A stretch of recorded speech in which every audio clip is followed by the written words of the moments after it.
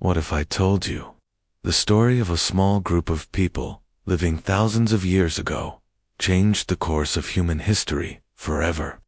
The ancient Hebrews were not a mighty empire like Egypt or Babylon. They didn't build towering pyramids or vast palaces. And yet, what they left behind would outlast kingdoms, conquerors, and even centuries of exile. This is not just a story of faith. It is a story of survival, of resilience, and of hope.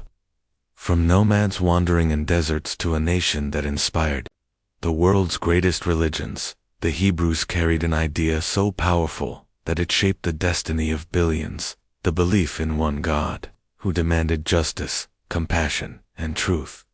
Welcome to Dark History. Tonight, we journey into their world, the triumphs, the tragedies, the exiles, and the enduring legacy. If you're ready to uncover more forgotten stories like this, make sure to subscribe and join me on this journey through the shadows of the past. Chapter 1. Origins of the Ancient Hebrews. Long before the Hebrews became a people remembered across history, their story began in the fertile lands of the ancient Near East, a place where empires rose and fell, where rivers shaped civilizations, and where ideas of faith and destiny began to take root.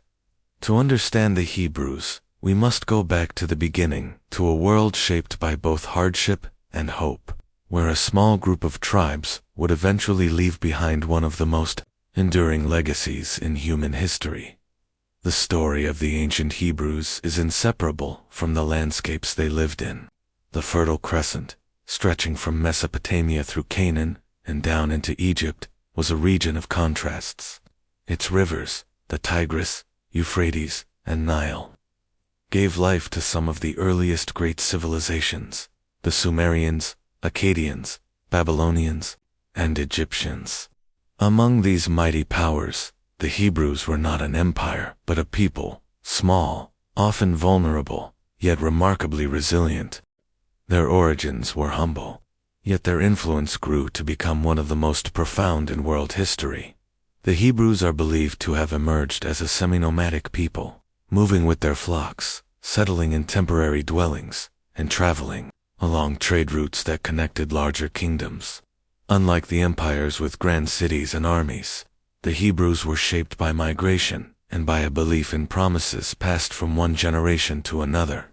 It is in this environment that the story of Abraham, the father of the Hebrew people, takes form. According to tradition, Abraham was called from the city of Ur, in Mesopotamia, a place known for its ziggurats, bustling markets, and devotion to many gods. Yet Abraham's story was different. He was said to have heard a voice, a divine call that told him to leave his homeland and journey to a place that would be shown to him. This journey was not only physical, but spiritual, a break from the old world of polytheism toward a new idea, faith in one God. For the Hebrews, Abraham's call became the foundation of their identity. His journey represented trust in the unseen, hope in the future, and belief in a covenant that would shape generations. From the very beginning, the Hebrews defined themselves not by power or wealth, but by faith and promise. The migration of Abraham and his family set the stage for centuries of movement. The Hebrews were not yet a nation, but a collection of clans and households. They traveled through Canaan, a land of hills and valleys, where small city-states thrived. Canaan was a crossroads of cultures, where traders brought goods from Mesopotamia, Egypt, and the Mediterranean. It was also a land of constant tension, as larger empires fought for control of its fertile fields and strategic routes. For the Hebrews, Canaan was both a home and a challenge, a land promised yet contested. The early Hebrews lived a life that was both simple and difficult. They herded sheep and goats, tended to small plots of land, and relied on wells and seasonal rains. Their days were shaped by survival, protecting their flocks, finding pasture, and avoiding conflict with more powerful neighbors. Yet they carried with them something deeper: stories, traditions, and a growing sense of destiny. Around campfires, Elders would tell of promises made by God, of journeys yet to be completed, and of blessings that would pass from father to son. These stories became their treasure, their inheritance, and their guide. In the wider world, empires were building monuments, writing laws, and carving their names into stone. The Egyptians raised pyramids that touched the sky. The Mesopotamians etched their laws into clay tablets. Yet the Hebrews preserved their identity through words spoken, remembered, and passed down. They were not builders of stone at this stage, but builders of memory and faith. This choice, or necessity, shaped their future. Archaeology and history suggest that the Hebrews were closely related to other Semitic peoples of the region. Their language, culture, and customs linked them to groups such as the Amorites and Arameans. Yet, over time, the Hebrews came to see themselves as distinct, chosen, and bound by a unique relationship with God. This sense of uniqueness helped them endure hardships that might have erased a less determined people. The origins of the Hebrews are also tied to struggle. Famines forced them to move, rival tribes pushed against them, and powerful kings demanded tribute. Life was uncertain, and survival was never guaranteed. But in uncertainty, the Hebrews found resilience. Their faith taught them that wandering was not aimless, that hardship was part of a larger plan, and that even in exile, they were not abandoned. This perspective gave them strength when other tribes faded from memory. As generations passed, the descendants of Abraham spread and multiplied. Some settled in Canaan, while others traveled further, eventually finding their way to Egypt. Their identity was still forming, shaped by migration, survival, and faith. At this stage, they were not yet a nation with a king or kingdom, but a people united by stories, promises, and the belief that their destiny was written by a higher power. The origins of the ancient Hebrews remind us that history is not only about armies and empires. Sometimes it is about small groups of people who carry with them an idea so powerful that it outlasts monuments and kingdoms. For the Hebrews, that idea was covenant, a sacred bond between humanity and the divine, carried through generations, shaping their path and their purpose. This beginning, humble and uncertain, would lead to one of the most remarkable journeys in history, a journey of faith, survival, and legacy that continues to inspire and challenge the world today. Chapter 2. Abraham's Covenant. Every people has a beginning, a story that defines who they are and why they matter. For the Hebrews, that story is forever tied to one man, Abraham. His life was more than just a journey across lands. It was a journey into faith, trust, and a relationship with God unlike anything known in his time. To understand the ancient Hebrews, we must understand Abraham's covenant, the sacred agreement that became the heartbeat of their identity. Abraham lived in a world filled with gods. In Mesopotamia, people worshipped deities tied to the sun, the moon, the stars, and the rivers. Each city had its own patron god, with temples rising high above crowded streets. In Egypt, the pharaoh was considered a living god, son of the sun. The people bowed to idols of gold and clay, seeking favor through sacrifices and rituals. But Abraham's story stands apart. Instead of worshiping many gods, he was called by one God, invisible, eternal, and supreme, according to tradition.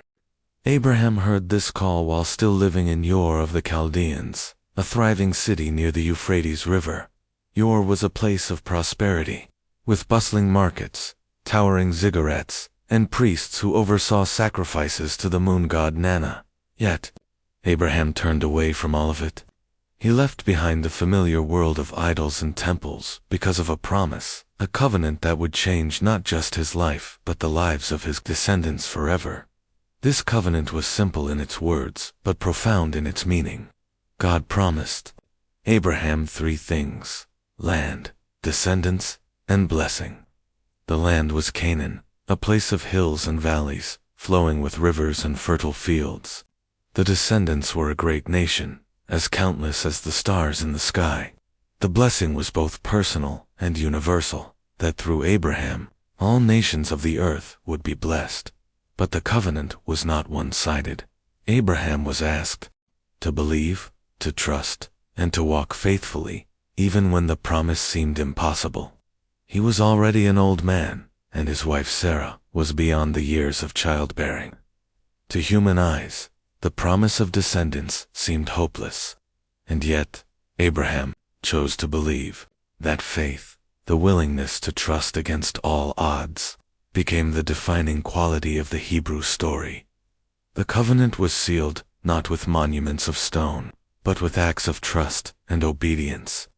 Abraham left his homeland and traveled to Canaan, living as a stranger in tents, surrounded by foreign peoples.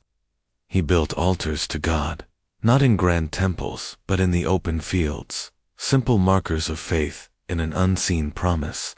Each altar was a reminder that the covenant was alive, guiding his steps. The covenant also required obedience in ways that tested Abraham deeply. One of the most challenging moments came with the story of his son Isaac. After years of waiting, after doubt and despair, Sarah finally bore a child. Isaac was the fulfillment of the promise, the hope of a future nation. Yet Abraham was asked to sacrifice him. The command was shocking, even unthinkable. But Abraham's willingness to obey showed a faith that went beyond understanding. At the last moment, Isaac's life was spared, replaced by a ram. The test was not about loss, but about loyalty, proving that Abraham's trust in God was absolute. Through this act, the covenant was confirmed. Abraham's descendants would indeed become a great people. The land of Canaan would one day be theirs, and the blessing would extend beyond them, touching the world in ways no one could yet imagine. The covenant of Abraham shaped the Hebrews in profound ways. It taught them that their destiny was not bound to kings or armies, but to faith. It gave them a sense of purpose that carried them through hardships, migrations, and exiles. Even when they were small and powerless, they believed they were chosen, set apart for a purpose greater than themselves.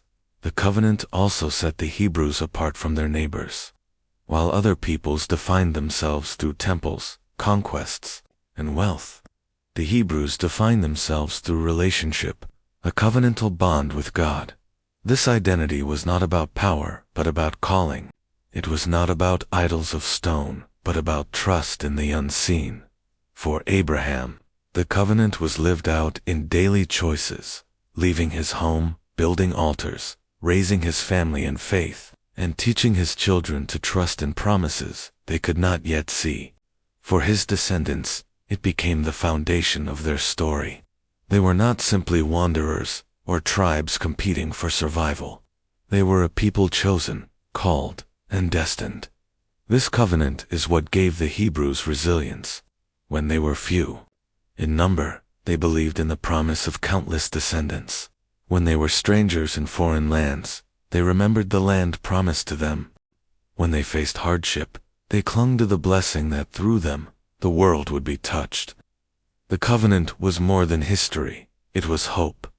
Abraham's covenant is remembered, not just as an ancient agreement, but as the moment a people were born.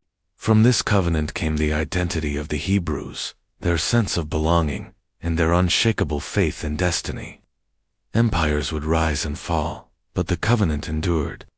Carried in the hearts of shepherds, farmers, exiles, and kings, in the quiet deserts of Canaan, under the vast sky filled with stars, a man once stood and believed a promise. That belief gave birth to a people, a story, and a legacy that would echo through history. Abraham's covenant was not just his pennant, it was the foundation of the Hebrews, the unbreakable thread connecting their past, present, and future. Chapter 3. The Hebrews in Egypt. The story of the ancient Hebrews is not only a story of promises and faith, but also of journeys that tested their courage. After Abraham, Isaac, and Jacob, the Hebrews began to grow as families and tribes. Yet, their path was not always straight or easy. One of the most defining chapters of their history is the time they spent in Egypt, a land of both refuge and suffering, of opportunity and oppression. It began with Jacob, the grandson of Abraham, also called Israel. Jacob had 12 sons, and they became the ancestors of the 12 tribes of Israel. Among his sons, one stood out in a dramatic way: Joseph. Joseph was beloved by his father, but envied by his brothers. Their jealousy led them to sell him into slavery, sending him to Egypt. What seemed like betrayal, however, became the doorway into a much larger story. Joseph's life in Egypt was a journey of resilience. Sold as a servant, falsely accused, and even imprisoned, he endured hardship with faith. His wisdom and ability to interpret dreams eventually brought him into the court of Pharaoh himself. When Joseph interpreted Pharaoh's troubling dreams of fat and thin cows, he explained that they predicted 7 years of plenty, followed by 7 years of famine. His insight saved Egypt from disaster, and Pharaoh placed Joseph in charge of managing the nation's resources. When famine struck the region, it did not spare Canaan, where Joseph's family lived. Hungry and desperate, Jacob sent his sons to Egypt to buy food. In a twist filled with emotion, they discovered that the brother they had once betrayed now held their fate in his hands. Joseph, rather than seeking revenge, forgave them. He invited his family to settle in Egypt, in the fertile land of Goshen. At first, Egypt was a place of safety. The Hebrews prospered there, living peacefully and growing in number. They were shepherds in a land where Pharaoh's power provided protection. But time passed, and new rulers came to Egypt, rulers who did not remember Joseph. To them, the growing numbers of Hebrews seemed like a threat, strangers within their land who might one day rise against them. Fear turned to suspicion, and suspicion to cruelty. The Hebrews were enslaved, forced into hard labor. They built cities, hauled stones, and worked under the scorching sun. Their freedom was gone, their cries rising from the fields of Egypt. Pharaoh's heart was hard, and he ordered not only their enslavement, but also a cruel decree.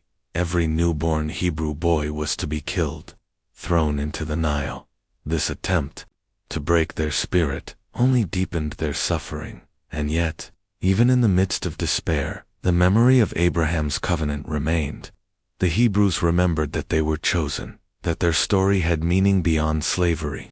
They clung to the promise of land, descendants, and blessing, even when their lives were filled with pain. From this period of suffering came one of the greatest figures in Hebrew history, Moses. His story began with survival. As an infant, he was hidden by his mother and placed in a basket among the reeds of the Nile. By providence, he was found and raised in Pharaoh's household. Though he grew up surrounded by Egyptian wealth and learning, Moses never forgot his Hebrew roots. One day, angered by the sight of his people's suffering, he struck down an Egyptian overseer and fled into the wilderness. There, in the quiet of the desert, he encountered God in a burning bush. The voice called him to return to Egypt, to lead the Hebrews out of bondage. At first, Moses doubted. Who is he to stand before Pharaoh? But God assured him he would not stand alone. The Hebrews' time in Egypt was not just about oppression, it was about preparation. In Egypt, they learned what it meant to endure, to hold on to hope in the darkest times. Their cries for freedom shaped their identity as a people, who longed not just for survival, but for deliverance. The story of the Hebrews in Egypt is a story of contrasts. It begins with Joseph's rise to power, a tale of forgiveness and prosperity.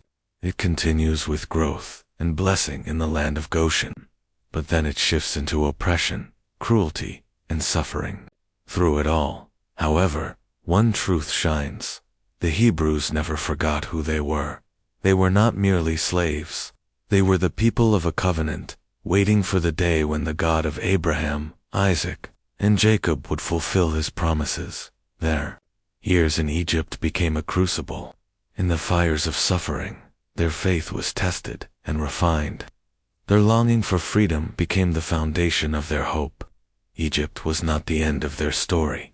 It was the stage on which their greatest deliverance would unfold. When we look back at this chapter, we see more than just history. We see the shaping of identity. The Hebrews learned to endure suffering without losing faith. They learned that even in the shadow of Pharaoh's power, they belonged to a greater power. And they learned that hope, even when buried under chains, can never be destroyed. This chapter ends not with escape, but with expectation. The Hebrews remained in Egypt, oppressed and weary, yet waiting. Their faith was not in Pharaoh, but in the God who had promised Abraham long ago that his descendants would be more numerous than the stars.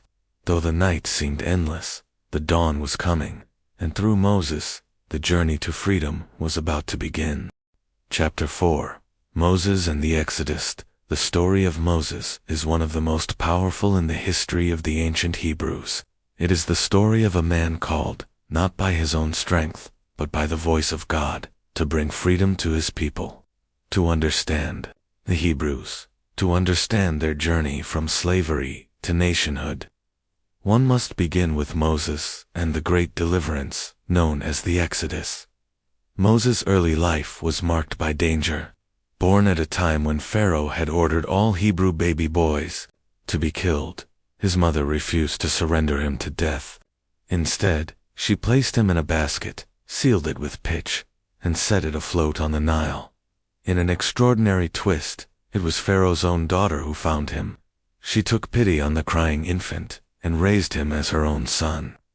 Moses grew up with the privileges of Egyptian royalty, yet his heart never forgot the cries of his people. As a young man, Moses witnessed the harsh treatment of the Hebrews under Egyptian overseers. One day he saw an Egyptian striking a Hebrew slave. Enraged, Moses killed the overseer and buried him in the sand. But word spread quickly, and Pharaoh sought to punish him. Fearing for his life, Moses fled into the wilderness, leaving behind both the palace and his people. In the desert, Moses built a new life. He became a shepherd and lived in quiet obscurity. Yet the God of Abraham, Isaac, and Jacob had not forgotten him. One day, while tending his flock near Mount Horeb, Moses saw a strange sight, a bush that burned with fire, yet was not consumed. As he approached, a voice called out from the flames. It was the voice of God, commanding Moses to return to Egypt and lead his people out of slavery. At first, Moses resisted. He felt unworthy, unprepared, and fearful. "Who am I," he asked, "that I should go to Pharaoh and bring the Israelites out of Egypt?" But God assured him, "I will be with you." Even when Moses protested that he was slow of speech, God provided his brother Aaron to be his spokesman, armed not with armies, but with faith. Moses returned to Egypt. He stood before Pharaoh with a simple demand, "Let my people go." Pharaoh scoffed.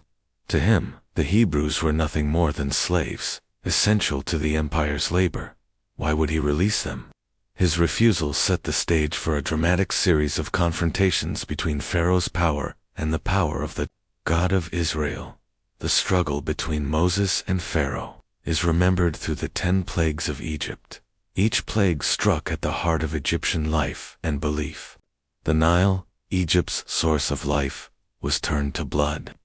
Frogs overran the land. Gnats and flies swarmed. Livestock perished, and boils afflicted the people. Hail rained down, locusts devoured crops, and darkness covered the land. Through each plague, Pharaoh hardened his heart. He refused to yield, even as his nation suffered. The final plague was the most devastating. God declared that the firstborn of every household in Egypt would die. But the Hebrews were given instructions. They were to sacrifice a lamb and mark their doorposts with its blood. When the destroyer passed through the land, he would pass over the houses marked with the blood. That night, cries of grief rose from Egypt as death struck every home. But the Hebrews were spared. Pharaoh, broken by loss, finally relented. He ordered the Hebrews to leave. With haste, they gathered their belongings and departed, beginning the journey that would define them as a people. This night became the foundation of Passover, a lasting remembrance of deliverance through sacrifice. Yet freedom did not come easily. No sooner had the Hebrews departed than Pharaoh changed his mind. Enraged, he pursued them with his army, chariots, thundering across the desert. The Hebrews, trapped between the Egyptian army and the waters of the Red Sea, cried out in fear. But Moses raised his staff, and the waters parted. Walls of water stood on either side as the Hebrews crossed on dry ground. When the Egyptians followed, the waters crashed back, sweeping them away. The crossing of the Red Sea was more than an escape. It was a declaration. The Hebrews were no longer slaves of Pharaoh. They were free people, guided by the hand of their God. Their journey into the wilderness was not easy, but it was filled with the presence of the One who had delivered them. As they traveled, a pillar of cloud led them by day, and a pillar of fire lit their way by night. When they hungered, manna bread from heaven appeared with the morning dew. When they thirsted, water flowed from rocks. Each step of the journey was sustained not by their strength but by divine provision. The Exodus was not only a physical journey out of Egypt, but also a spiritual journey. The Hebrews were being shaped into a nation, a people bound not by Pharaoh's chains, but by a covenant with their God. This covenant would soon be revealed at Mount Sinai, where Moses would ascend to receive the law that would guide their life. As a people, the story of Moses and the Exodus has echoed through centuries. It is the story of freedom against oppression, of faith against fear, of a God who hears the cries of the oppressed and acts on their behalf. It is a story that shaped the identity of the Hebrews and continues to inspire countless others who long for deliverance. At its heart, the Exodus reminds us that true freedom is not simply the absence of chains, but the presence of purpose. The Hebrews were not delivered to wander aimlessly. They were delivered to become a nation set apart, to live by the promises given to Abraham and renewed through Moses. As the Hebrews left Egypt, the memory of slavery remained, but now they carried with them a new identity, a people chosen, protected, and called to a greater destiny. The journey ahead would be filled with challenges, but the God who parted the sea was leading them forward. The chapter of Moses and the Exodus ends not with final rest, but with the beginning of a new journey. The wilderness lay ahead, vast and uncertain, but the Hebrews were no longer alone. They had a leader in Moses, a covenant to guide them, and a God who had shown that even the mightiest empire could not stand against his will. Chapter 5. The Covenant at Mount Sinai. After their dramatic escape from Egypt, the Hebrews were free, but they were also unsettled. Freedom was exhilarating, yet the wilderness ahead was vast, harsh, and uncertain. They were no longer slaves under Pharaoh's control, but what would define them now? It was in this critical moment of identity and direction that they came to Mount Sinai, where their God would give them not just freedom, but purpose.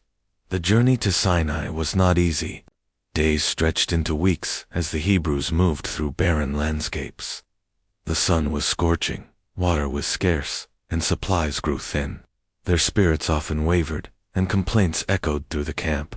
Some longed for the familiarity of Egypt, even though it meant slavery, because the uncertainty of freedom seemed too heavy to bear. Yet, through it all, a cloud led them by day and a fire by night, symbols of divine guidance. Finally, after weeks of wandering, the Hebrews arrived at the foot of a great mountain, Sinai. It rose out of the desert, jagged and imposing, a place already sacred in memory. Here, Moses had once encountered the burning bush. Now, the entire nation gathered at its base, waiting for what was to come. The moment was not quiet. Thunder rolled across the mountain, lightning flashed, a thick cloud descended, covering the peak in mystery. The ground trembled, and the sound of a trumpet, unplayed by human hands, grew louder and louder. The people trembled in awe and fear. Something extraordinary was unfolding. The God who had delivered them from Egypt was now about to reveal himself in a way no people had experienced before. Moses ascended the mountain alone, drawn into the thick cloud. There, on the heights of Sinai, God spoke. His voice was not just for Moses, but for the entire nation, and what he gave became the foundation of their life as a people. At Sinai, the Hebrews were given the covenant, a binding agreement that would transform them from a wandering group of ex-slaves into a nation bound together by divine law. The heart of this covenant was the 10 Commandments. These were not just rules for survival, but principles for living in relationship with God and with one another. They declared loyalty to one God alone, prohibited idolatry, and established respect for life, family, truth, and justice. The commandments were simple yet profound, shaping a moral framework that would endure for millennia. But the covenant was more than a list of commandments. It was a relationship. God declared, "I will be your God, and you will be my people." The Hebrews were being invited into a unique bond, one that required both trust and obedience. They were chosen, not for privilege alone, but for responsibility, to live in a way that reflected the holiness of the God who had rescued them. The giving of the law was a moment of awe and terror. The people, hearing the thunder and seeing the lightning, trembled and begged Moses to speak to God on their behalf. They feared the overwhelming presence of the divine, so Moses became their mediator, ascending and descending the mountain to bring God's words to the people. But while Moses was on the mountain, something troubling occurred. The people grew restless and impatient. They wondered if Moses would return at all. In their fear and uncertainty, they turned to what was familiar, idolatry. Under Aaron's leadership, they fashioned a golden calf and bowed down to it, declaring, "This is the God who brought us out of Egypt." When Moses descended and saw what had happened, his anger burned. He shattered the stone tablets he carried, a symbol of the covenant they had already broken. Yet even in this failure, God showed mercy. After punishment and repentance, Moses once again ascended Sinai, where God renewed the covenant and gave him new tablets. The message was clear, though the people were weak and prone to error. God's commitment to them endured. At Sinai, the Hebrews also received detailed instructions for building the tabernacle, a portable sanctuary where God's presence would dwell among them. This was no ordinary tent. It was a sacred space, filled with symbolism, where heaven touched earth. Within the tabernacle would rest the Ark of the Covenant, containing the tablets of the law, a constant reminder of God's promises and their obligations. The covenant at Sinai was not just about law. It was about identity. It defined the Hebrews as a people set apart, called to live differently from the nations around them. Their laws touched every part of life: worship, justice, family, community, even how they ate and worked. Through these instructions, they were being shaped into a holy nation. This covenant also carried a vision for the future. If the Hebrews were faithful, they would flourish in the land promised to Abraham. They would be a light to the nations, showing what it meant to live in harmony with God. But if they turned away, they would face hardship and exile. Their destiny was tied to their covenant faithfulness. The scene at Sinai was both majestic and sobering. Thunder, fire, and smoke marked the divine presence, but so did mercy, forgiveness, and a renewed promise. The Hebrews stood at a crossroads. They were no longer just freed slaves. They were a people with a calling, bound by covenant to the God who had delivered them. The story of Sinai echoes far beyond the desert. The commandments given there became a foundation not only for the Hebrews, but for much of human civilization. Ideas of justice, equality, and moral order trace their roots back to that mountain. For the Hebrews, Sinai was the moment they became more than wanderers. They became a covenant people. As the people left Sinai, carrying the tablets of the law and the presence of God with them, they carried also a new identity. They were bound, not by chains of slavery, but by a covenant of freedom, freedom to live as God's people. with a purpose greater than themselves. Chapter 6. The Wilderness Wanderings. The Hebrews had left Mount Sinai with a new identity. They were no longer simply freed slaves drifting through the desert. They were a covenant people, chosen and bound to their God by promises and laws that gave shape to their lives. Yet even with this sacred calling, their journey was far from simple. Between Sinai and the Promised Land stretched years of testing, doubt, and discovery.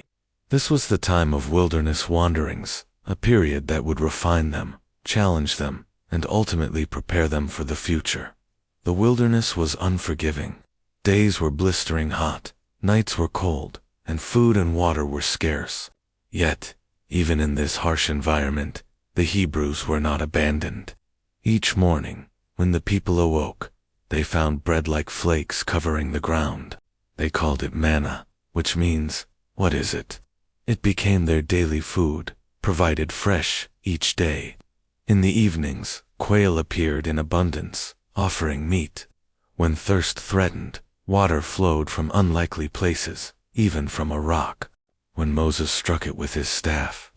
These provisions were more than survival, they were lessons in trust.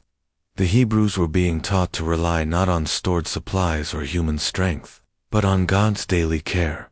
But trust did not come easily. Time and again, the people grumbled. When water ran low, they complained. When they grew tired of manna, they longed for the food of Egypt. Their memory of slavery blurred, and the certainty of food and shelter in Egypt seemed more appealing than freedom paired with hardship. This tension between fear and faith marked much of their journey. One of the most dramatic tests came when the Hebrews reached the edge of the land promised to their ancestors. Moses sent 12 spies to scout the land.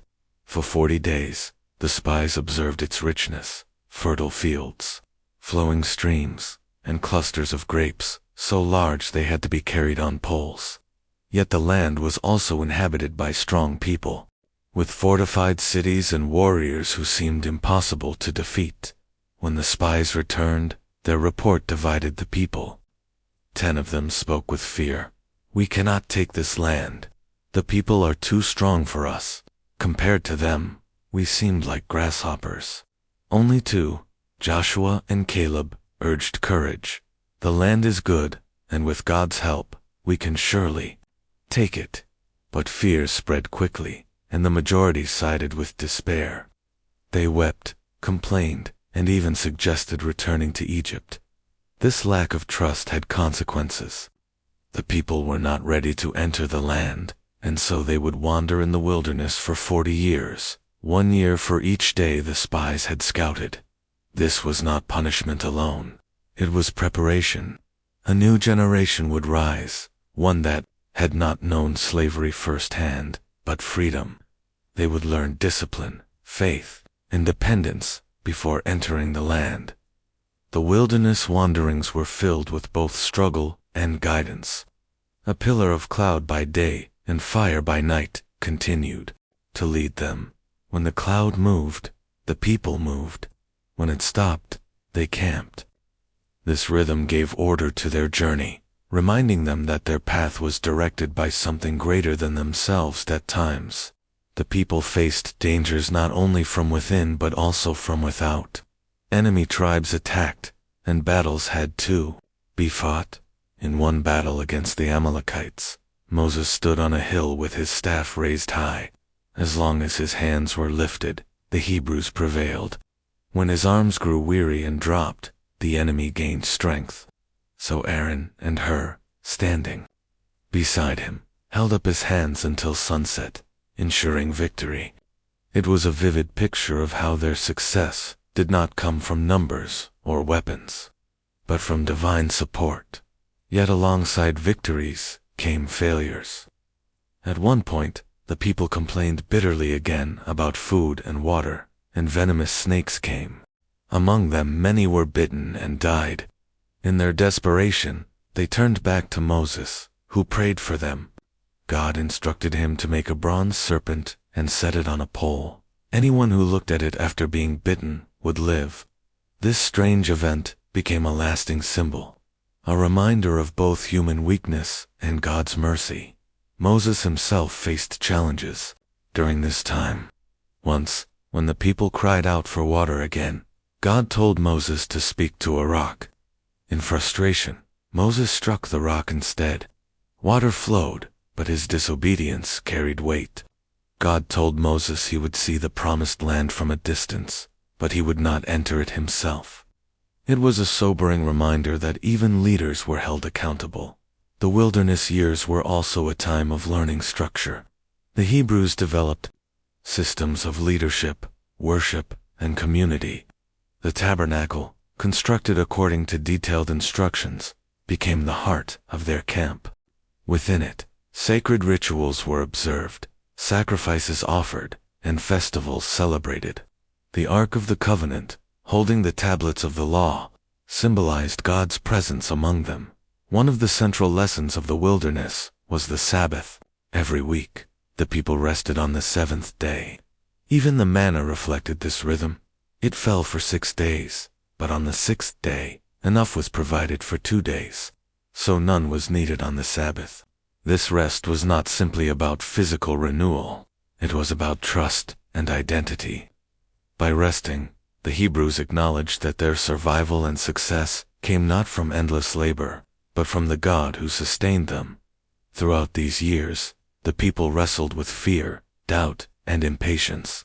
Yet they also experienced guidance, provision, and moments of profound closeness with their God. They were being shaped not only as survivors of the desert, but as a people ready to live differently from the nations around them. By the time the 40 years drew to a close, the generation that had left Egypt had mostly passed away. A new generation, raised in freedom, stood ready. They had grown up eating manna, following the cloud, and living under the law given at Sinai. They were no longer a group of wandering ex-slaves. They were a nation in waiting, prepared to enter the land promised so long ago. The wilderness wanderings were not wasted years.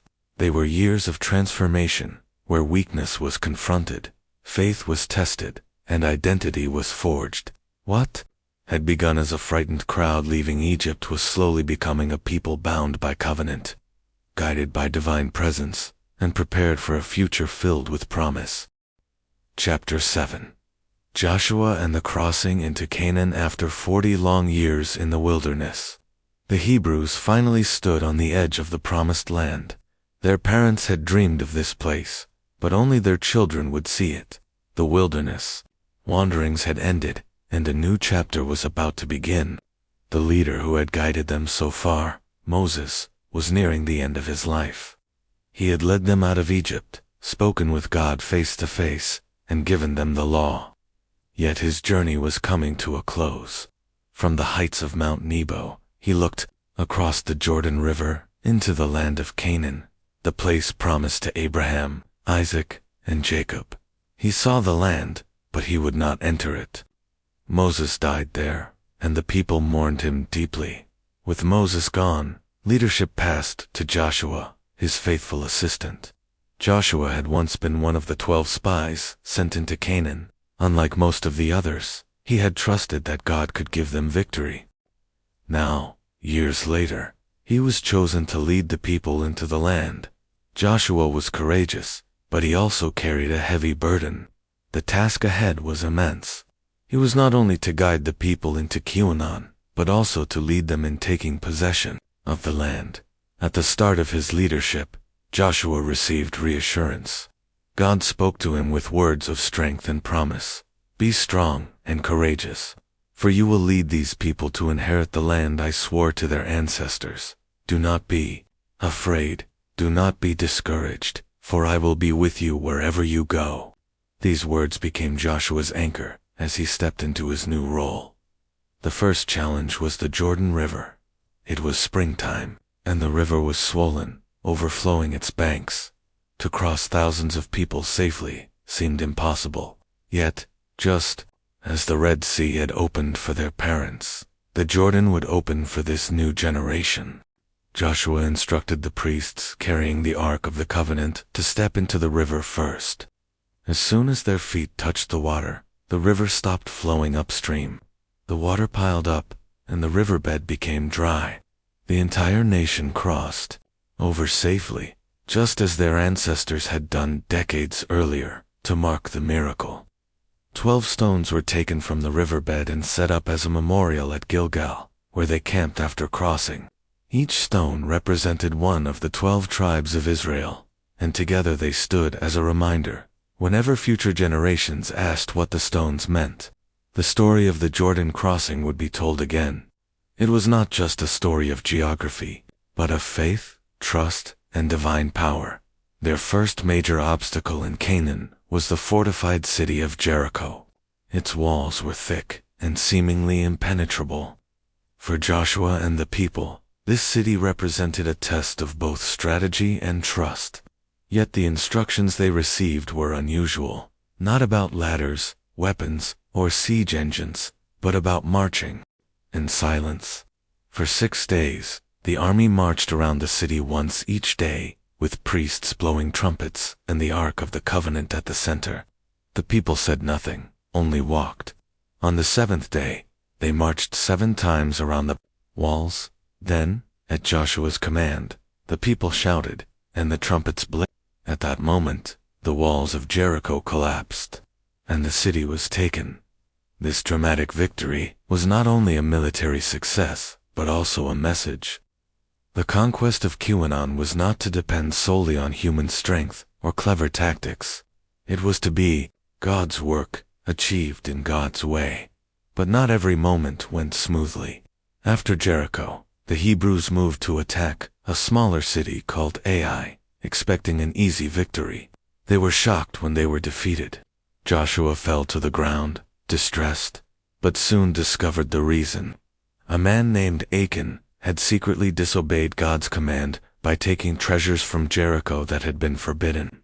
This hidden act brought failure to the whole community. Once the wrongdoing was dealt with, the people returned to Ai and won decisively.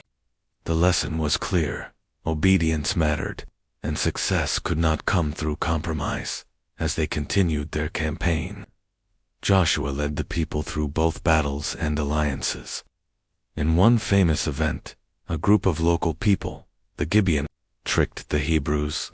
They dressed in worn clothes, carried moldy bread, and pretended to be travelers from a faraway land. Without asking God for guidance, Joshua and the leaders made a treaty with them. When the truth was revealed, that the Gibeonites were actually neighbors, the Hebrews had to honor the treaty. But the Gibeonites became servants within their community. Other battles followed, and in each case, Joshua and the people faced not only human enemies, but also the challenge of remaining faithful. In one remarkable battle, as Joshua fought against a coalition of kings, he prayed for the sun to stand still. The account says that the sun paused in the sky until the battle was won. Whether seen as a miracle of nature or a poetic description of victory, the message was the same.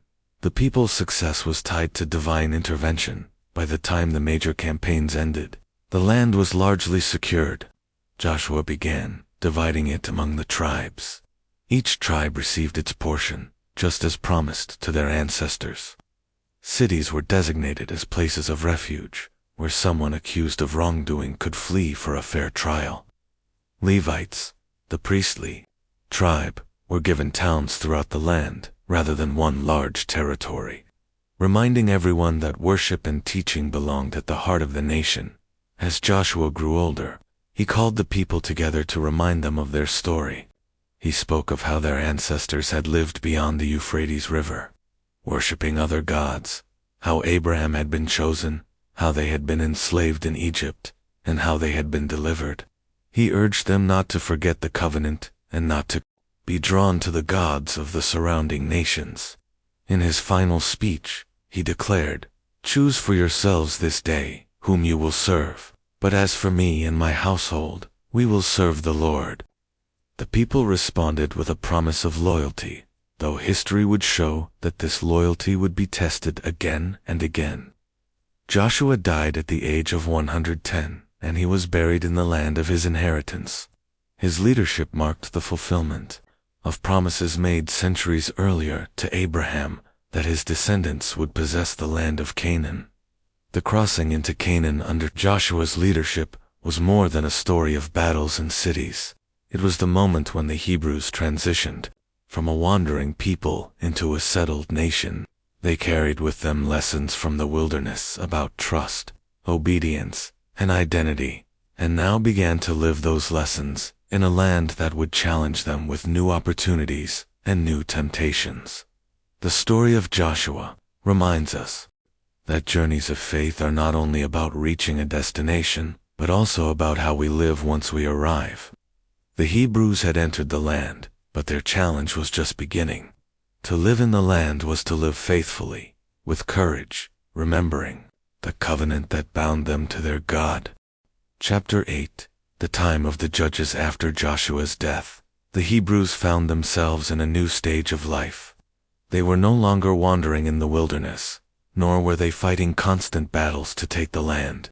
Instead, they now had to learn how to live as a people spread across towns and farms, tribes and families, all within the land of Canaan. Without Joshua to guide them, leadership became less centralized. There was no single strong figure like Moses or Joshua. Instead, the Hebrews entered a time marked by cycles of faithfulness and failure, and by leaders who arose only when the people were in deep need. This period would become known as the time of the judges. The tribes were scattered throughout their allotted territories, each tending their own fields, raising flocks, and building homes. For a time, they enjoyed peace, but slowly, the challenges of living among other nations began to weigh on them. The land of Canaan was already home to many peoples with their own customs, gods, and traditions. The Hebrews were supposed to remain distinct, loyal to their covenant and their God. Yet the temptation to follow the practices of their neighbors was strong. Gradually, some began to drift away from their traditions. The pattern that unfolded during this era was repeated many times. First, the people would turn from their God and adopt the worship of other gods, especially the fertility deities of the land. Then, as their unity weakened, neighboring nations would oppress them, invading their lands or demanding tribute. In their suffering, the Hebrews would cry out for help, and in response, a leader called a judge would rise up. This leader was not a judge in the modern sense of a courtroom figure, but more like a deliverer, someone chosen to lead the people back to freedom. Once the threat was overcome, peace would return, but in time, the cycle would begin again. One of the early judges was Othniel, a younger relative of Caleb, the faithful spy from the days of Moses. Othniel delivered the people from foreign oppression, and under him, the land had peace for 40 years. His leadership showed that God still guided the people, even without a central figure like Joshua. Another memorable judge was Ehud. When the Moabites oppressed Israel, Ehud used cunning and bravery to free them. He carried a hidden dagger and struck down the Moabite king, leading to a victory that restored peace for many years. Then came Deborah, one of the most remarkable leaders in this period. She was both a prophetess and a judge. She sat beneath a palm tree, offering wisdom and guidance to the people. When the Canaanites, led by a general named Sisera, oppressed the Hebrews, Deborah called a warrior named Barak to lead the army. Barak hesitated, saying he would only go if Deborah went with him. She agreed, but told him the honor of victory would go to a woman.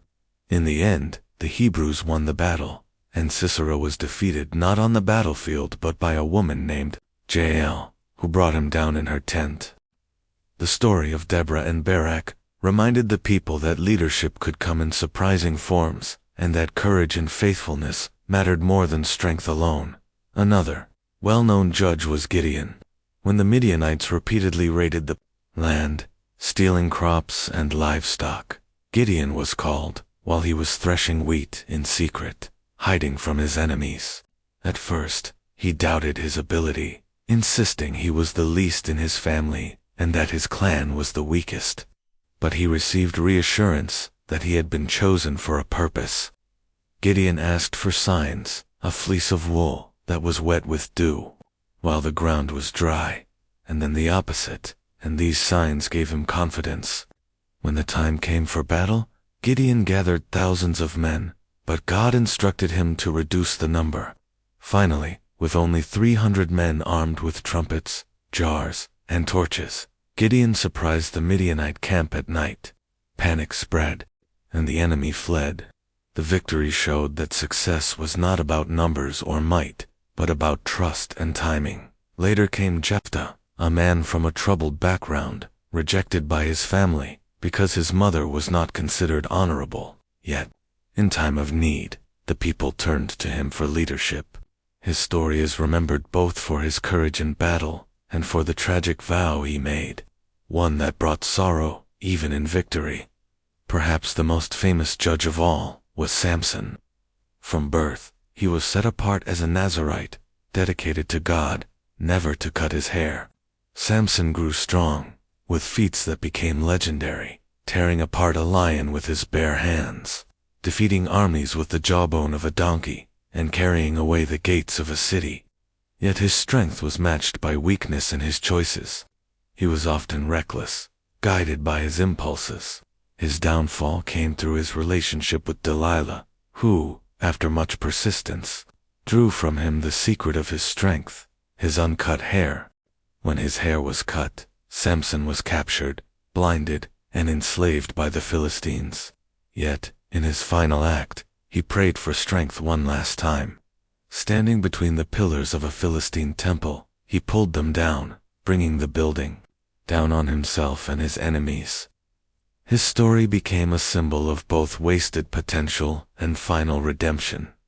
Throughout the time of the judges, the cycle continued: faithfulness, rebellion, oppression, repentance, and deliverance.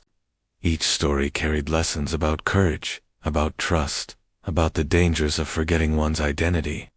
Yet the cycle also revealed a deeper truth. The people longed for stability, for a leader who could unify them not only in battle, but in daily life. The era of the judges lasted for generations. In many ways, it was a turbulent time. The people experienced both freedom and oppression, moments of great faith and times of deep failure. But through it all, their story continued to move forward. The judges were imperfect, yet they kept alive the vision of a people chosen for something greater. As the years passed, the longing for a different kind of leadership grew stronger. The people began to desire a king, someone who could bring unity and security, someone who could stand as a symbol for the entire nation. The time of the judges was coming to an end, and a new chapter of the Hebrews' history was about to begin. Chapter 9: The Rise of Samuel and the Demand for a King After the Time of the Judges. The Hebrews found themselves standing at a crossroads. For generations, they had been led by temporary leaders, brave men and women who rose up in times of crisis, then faded once peace returned. But this cycle left the people restless. Neighboring nations had kings, rulers, who provided stability, unity, and a clear line of leadership. The Hebrews, by contrast, often seemed scattered, divided, among their 12 tribes, uncertain of their future. In this climate of uncertainty, one figure emerged whose life would bridge the age of the judges with the dawn of the monarchy: Samuel. Samuel's story began with his mother, Hannah, a woman of deep faith who longed for a child. In her sorrow, she prayed at the sanctuary of Shiloh, promising that if she bore a son, she would dedicate him to the service of God. Her prayer was answered, and Samuel was born. True to her vow, Hannah brought him to the sanctuary as a young boy, where he was raised under the care of Eli, the high priest. It was during his childhood that Samuel experienced a moment that would define his life. One night, as he lay asleep in the sanctuary, he heard a voice calling his name, Samuel. At first, he thought Eli was calling him, but after the third time, Eli realized something greater was happening. He told the boy, "If you hear the voice again, say, 'Speak, for your servant is listening.'" The voice came once more, and Samuel responded. From that moment, it became clear that Samuel was chosen to be a prophet, someone who would serve as a messenger and guide for his people. As Samuel grew, the Hebrews faced many challenges. The Philistines, powerful and organized, became their most dangerous rivals. One of the darkest moments came when the Hebrews carried the Ark of the Covenant into battle, believing it would guarantee victory. Instead, they suffered defeat, and the Ark was captured. This loss was devastating. The Ark represented the presence of their God among them. To lose it was more than a military defeat, it was a spiritual crisis. Yet the Ark's capture did not last long. Wherever the Philistines carried it, misfortune followed. Plagues, sickness, and disasters struck their cities until they finally returned the Ark to Hebrew territory. This event reminded the people that their God was not powerless, even when their faith faltered. In the years that followed, Samuel rose to prominence. He traveled from town to town, offering guidance, settling disputes, and calling the people back to their covenant. Unlike the judges who came before him, Samuel combined multiple roles.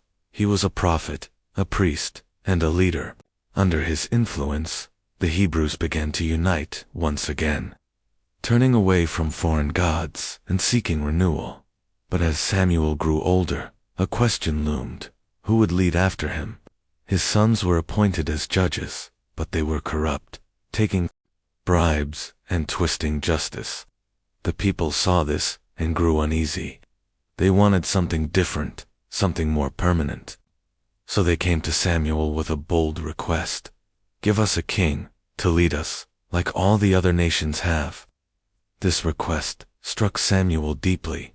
For generations, the Hebrews had been different, set apart by their covenant. They had no king because their God was their true ruler. To demand a king seemed like a rejection of that identity.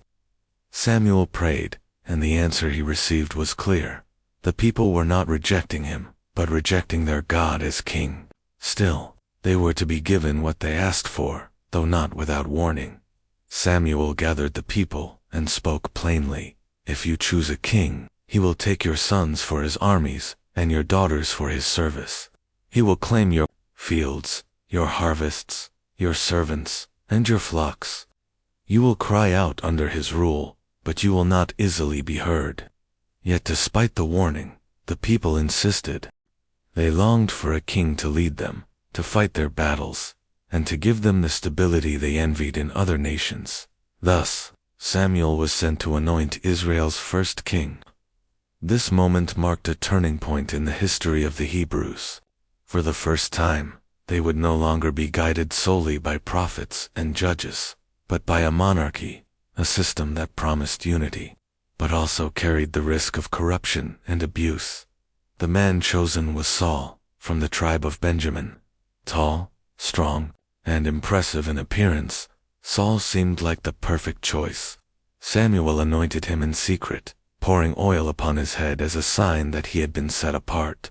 Later, before the assembled people, Saul was chosen publicly by lot, and all marveled at his stature. His reign began with promise, marked by victories against enemies who had long threatened the Hebrews. But Samuel's role was far from over. Though a king now ruled, Samuel remained the prophet, the one who spoke with authority on behalf of God. This delicate balance of power set the stage for dramatic tension. For while Saul's kingship began with success, it would not end in glory. His flaws would soon surface, leading to conflict, disobedience, and eventual downfall. The rise of Samuel and the anointing of Saul represented more than just a change in leadership. It was the end of one era and the beginning of another. The Hebrews had demanded a king, and their wish had been granted. Yet with that choice came a new chapter of challenges, a reminder that power, while it can unify, can also divide, and that leadership brings both responsibility and risk. The story of Samuel stood as a bridge, a faithful prophet who guided his people from the uncertain days of the judges into the age of kings. And in this transition, the destiny of the Hebrews moved closer to fulfillment, a people shaping their identity, not only as tribes, but as a nation. Chapter 10. The Reign of King Saul. The anointing of Saul as the first king of the Hebrews was a moment filled with hope, expectation, and relief. For the first time, the people had a leader who could unite the 12 tribes under a single crown. He was tall and commanding, a man whose presence inspired confidence. When Samuel presented him to the nation, many were struck by his stature, and whispers spread that perhaps this man truly was chosen to lead them into a new era. At first, Saul seemed to fulfill these hopes. When the Ammonites threatened the city of Jabesh-Gilead, Saul rose to the occasion. He rallied the tribes, organized an army, and achieved a swift and decisive victory. This triumph cemented his place in the hearts of the people. They celebrated him as a hero, and his kingship was confirmed with joy and unity. For a brief time, it seemed that the choice of demanding a king had been wise. Yet woven into Saul's story is a thread of restlessness and insecurity. While he possessed strength and courage, he often struggled with patience, humility, and obedience. His reign became a lesson in the tension between human authority and divine will. One of Saul's earliest tests came during a battle with the Philistines. His army waited anxiously for Samuel, who was to offer sacrifices before the fight.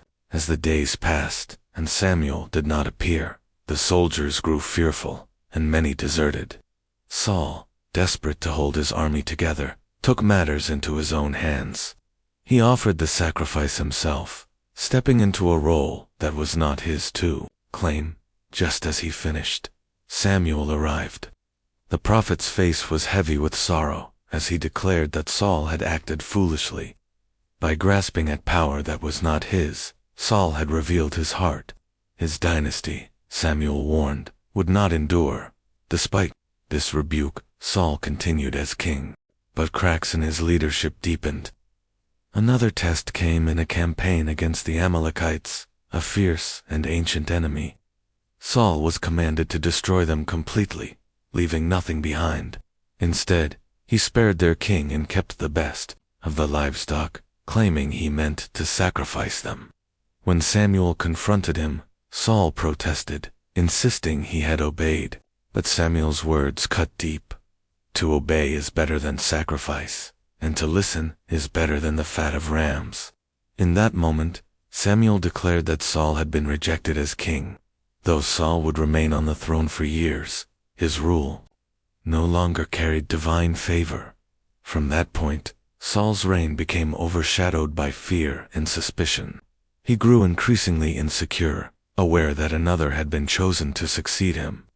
That successor was David, a young shepherd from Bethlehem. David's early fame came through his courage against Goliath, the giant champion of the Philistines. With only a sling and a stone, David struck down the mighty warrior, and his victory made him a household name. The people sang, "Saul has slain his thousands, but David his tens of thousands." For Saul, these songs were not praise, but poison. Jealousy consumed him. He saw David not as an ally, but as a threat. Again and again, he sought to eliminate him, even as David remained loyal. Their story became one of the most gripping in Hebrew history. A king haunted by insecurity, and a young man rising under the shadow of destiny. Saul's downward spiral was marked by moments of darkness. At times, his moods shifted wildly, and those around him grew fearful of his temper. The scriptures describe him as tormented by an evil spirit, soothed only when David played his harp. In these scenes, we see the tragedy of a man chosen for greatness, but undone by his own fears. His desperation grew so great that near the end of his life, he even sought out a medium, the witch of Endor, to summon the spirit of Samuel, who had already died. In the dim light of that night, the prophet's spirit rose and confirmed Saul's fate. His reign was ending, and he would soon fall in battle. That battle came against the Philistines on the slopes of Mount Gilboa. The Hebrew forces were overwhelmed, and Saul, seeing defeat was certain, chose to fall on his own sword rather than be captured. His death, along with that of his sons, marked the end of his reign and the beginning of a new chapter in the story of the Hebrews. Saul's life is remembered as a story of promise and tragedy. He was the man the people wanted, tall, strong, commanding. Yet his flaws revealed the dangers of placing trust in appearances rather than in obedience and faith. His reign showed the Hebrews what it meant to have a king, both in glory and in sorrow. For all his failings, Saul was a figure of transition. Through him, the Hebrews learned that true leadership required more than power. It required humility, patience, and faithfulness. His story prepared the way for David, whose rise would shape the destiny of the nation in ways Saul could never achieve. Chapter 11. David the Shepherd, who became king. Long before David was a warrior, long before he held a crown, he was simply a shepherd. In the quiet hills of Bethlehem, he spent his youth tending sheep, guiding them through green pastures and protecting them from wolves and lions. It was there, under the vast open skies, that his heart grew strong in faith. His hands, which once plucked at the strings of a harp, would one day wield the sword of a king. David's rise was unexpected. He was the youngest of 8 brothers, overlooked when the prophet Samuel came to anoint the future king. One by one, Jesse's older sons passed before the prophet, each tall and impressive. Yet God whispered to Samuel, "Do not look at his appearance or his height, for the Lord does not see as man sees. Man looks at the outward appearance, but the Lord looks at the heart." When David entered, still youthful and ruddy, Samuel poured the oil over his head. From that day forward, the Spirit of the Lord was with him. At first, David's life seemed ordinary. He returned to his flocks, still unknown to most. But his skill with the harp brought him into Saul's court. Whenever the troubled king was tormented by dark moods, David's gentle playing calmed him. In this way, he became both servant and friend to Saul. Never imagining that one day he would take his throne, the moment that changed everything came in the valley of Elah. The Philistines stood on one hill, the Israelites on another, and between them, the giant warrior Goliath mocked and challenged the Hebrew army. Day after day, his voice thundered across the valley, daring someone to face him. No one dared. But David, bringing food to his brothers, heard the giant's taunts and felt indignation rise within him. Armed with only a sling and stones, he stepped forward. His faith was his armor, and his courage his weapon. With a single stone, he struck Goliath on the forehead, and the giant fell. In that moment, David became a hero. The people rejoiced, singing of his victories. But their songs stirred jealousy in Saul's heart. From then on, David's life was marked by both triumph and trial. Though Saul sought to kill him, David never lifted his hand against the king. Again and again, he spared Saul's life, even when he had the chance to end it. These moments revealed his character, humility, restraint, and respect for the role of God's anointed. David's years as a fugitive were difficult. He fled into deserts and caves, gathering around him a band of loyal followers. His life became one of hardship and uncertainty, yet it was in those years that his leadership grew. He learned patience, endurance, and reliance on God. His psalms, born of both sorrow and joy, continue to echo across centuries as songs of the soul. When Saul's reign finally ended with his death at Mount Gilboa, David's path to kingship opened. Yet even then, he did not rush to claim power. He grieved deeply for Saul and for Jonathan, Saul's son and David's closest friend. Their bond had been one of loyalty and love, and Jonathan's loss was a wound David carried forever. At first, David ruled only over Judah, while Saul's house clung to power in the north. The years were marked by conflict, betrayal, and political struggle. But eventually, David was anointed king over all Israel. His reign brought unity where division had reigned. Jerusalem, once a Jebusite stronghold, became his capital, the city of David, and later the spiritual heart of the nation. As king, David was both warrior and poet. He expanded the borders of Israel, bringing strength and prosperity. He danced before the Ark of the Covenant as it was brought into Jerusalem, his joy unrestrained, reminding his people that worship lay at the heart of their identity. Yet David was not without flaws. His humanity shone not only in his strengths, but also in his failures. The story of Bathsheba revealed the darker side of his reign. From the rooftop of his palace, he saw her bathing and desired her, though she was the wife of Uriah, one of his loyal soldiers. David took her and sought to cover his sin by arranging Uriah's death. When the prophet Nathan confronted him with a parable, David's conscience was pierced. He fell to the ground in repentance, acknowledging his sin before God. Though forgiven, the consequences of his actions rippled through his family, bringing sorrow and strife. Yet even in failure, David's heart returned to humility. His psalms of repentance revealed the depth of his remorse and the sincerity of his faith. Create in me a clean heart, O God, and renew a right spirit within me. It was this spirit, the willingness to turn back, to admit wrong, to seek forgiveness, that set David apart. The later years of his reign were marked by both triumph and tragedy. He prepared for the building of the temple, though God declared that it would be his son, Solomon, who would complete it.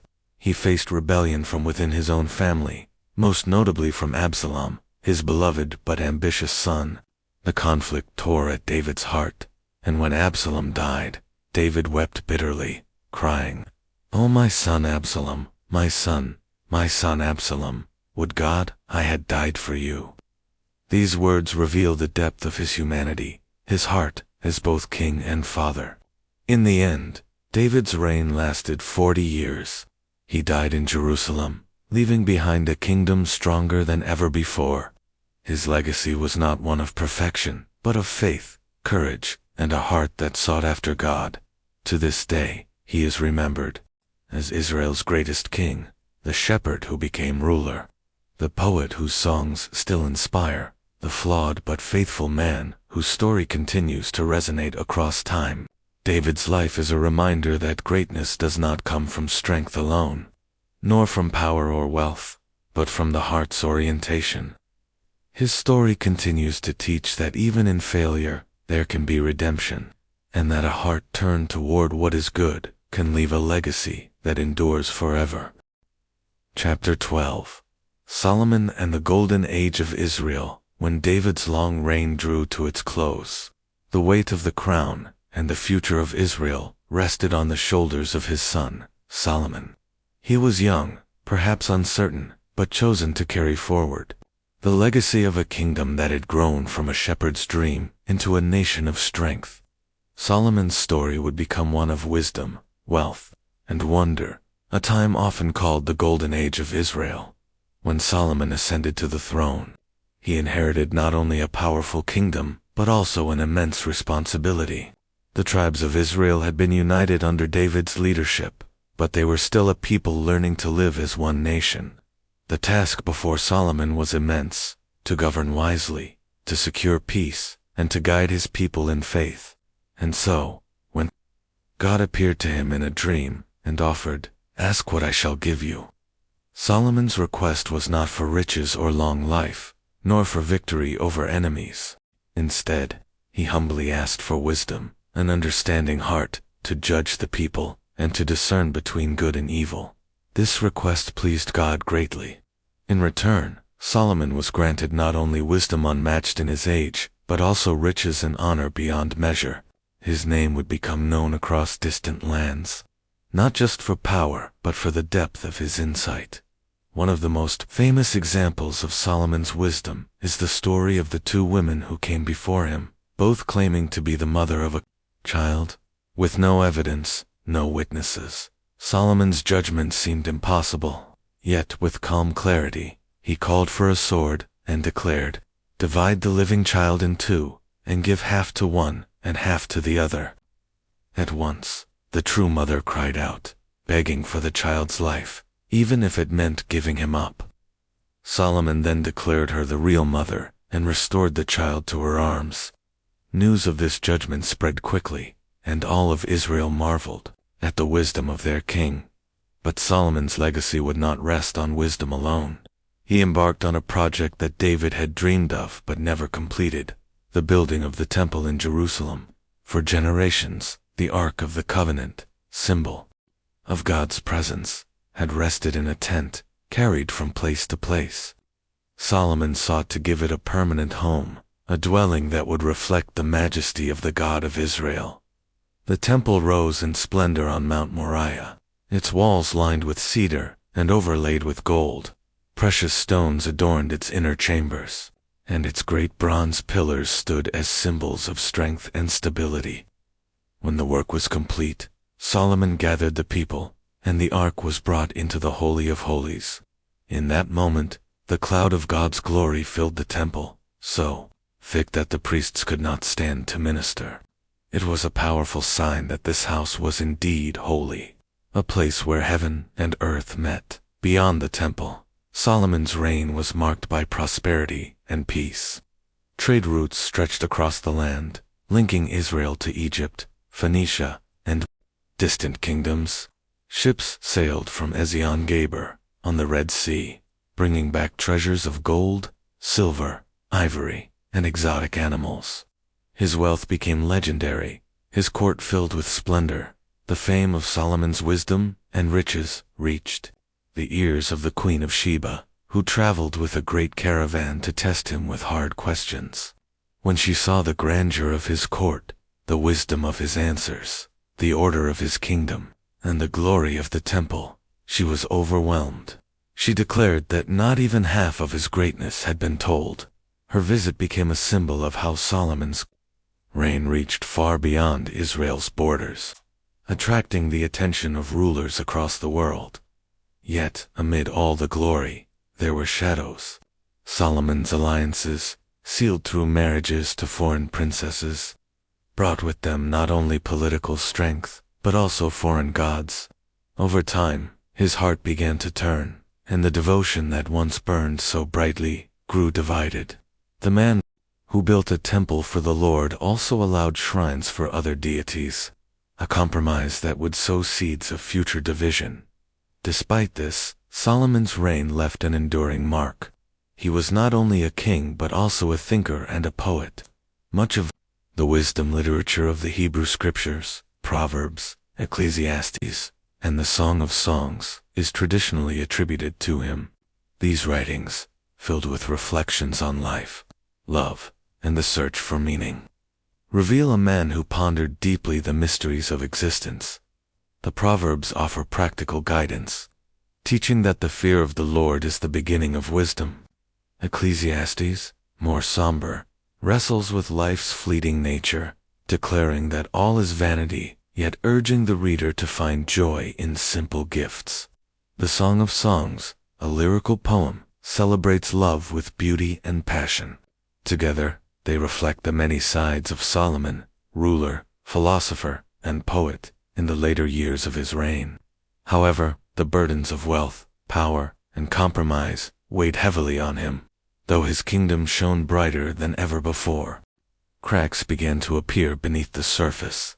Heavy taxes and forced labor, used to build his grand projects, strained the people. Political rivalries simmered, waiting for the moment to erupt. When Solomon died, after 40 years of rule, Israel was at the height of its power and glory. But the unity he inherited from David would not last long. Under his son Rehoboam, the kingdom would divide, splitting into the northern kingdom of Israel and the southern kingdom of Judah. The golden age had ended, leaving behind both inspiration and warning. Solomon's story remains a lesson across the ages. It reminds us that wisdom is greater than riches, that peace is more precious than war, but also that even the wisest of men can falter when their hearts are divided. His reign, filled with brilliance and beauty, continues to inspire wonder, but also to caution against pride and compromise.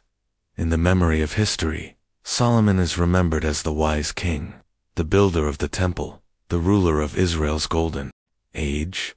His story stands as both triumph and tragedy, a shining moment in the long, unfolding journey of the ancient Hebrews. Chapter 13. The Division of the Kingdom. The death of Solomon marked the end of Israel's golden age. For 40 years, his wisdom and power had brought peace, prosperity, and renown to the nation. Yet beneath the glitter of gold and the splendor of the temple, tensions had been building. The heavy taxes required to fund Solomon's projects, and the forced labor imposed on the tribes, had left many weary. When Solomon's son, Rehoboam, took the throne, those cracks in the kingdom soon widened into a permanent fracture.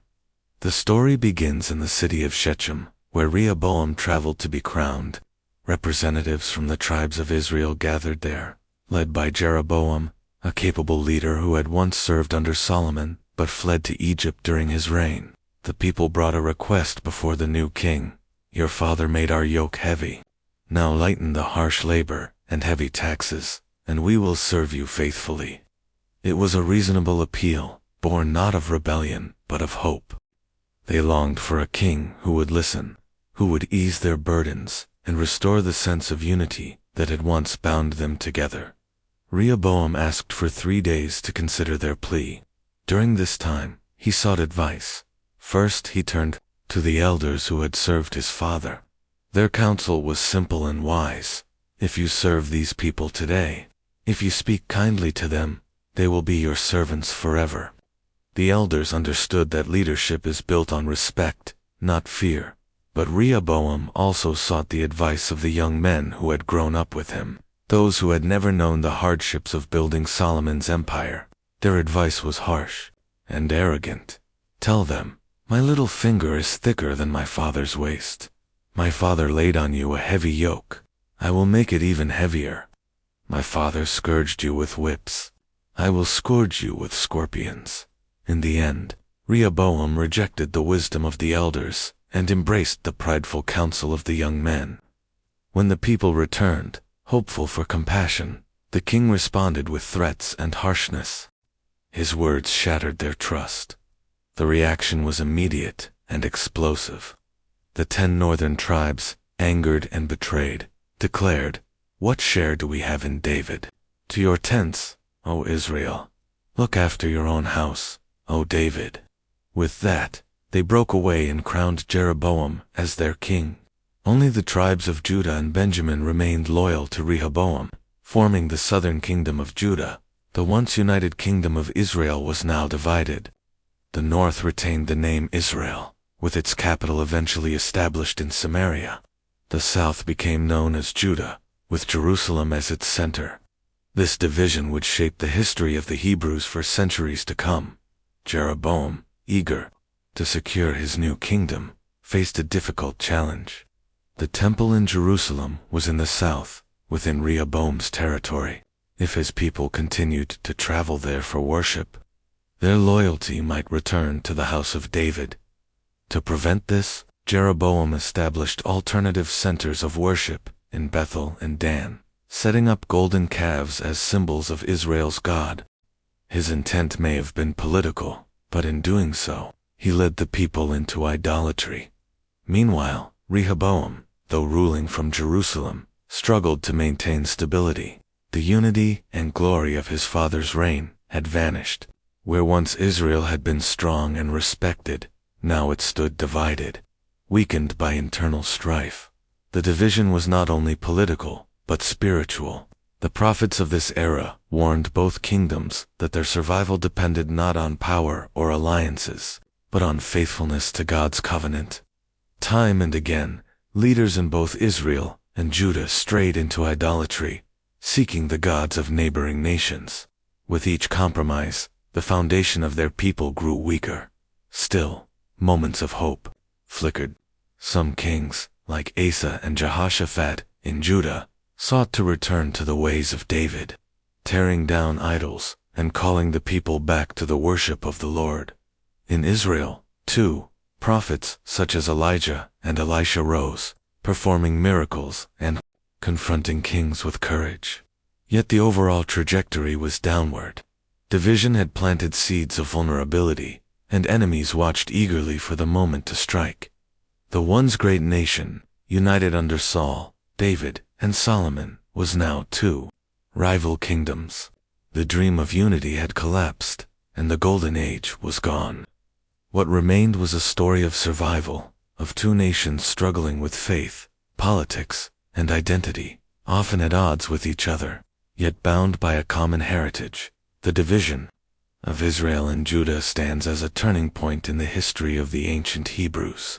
It reveals how pride can shatter unity, how leaders' decisions can alter the fate of nations, and how the pursuit of power often blinds rulers to the needs of their people. For generations to come, prophets would call both kingdoms to remember the covenant, to turn back from idolatry, and to seek justice and mercy. Some would listen, others would not. And as the centuries unfolded, the consequences of division would grow heavier, leading eventually to conquest, exile, and the scattering of the people. But for now, in the days after Solomon, the people of Israel were left with a new reality. Two kingdoms, two kings, and a future uncertain.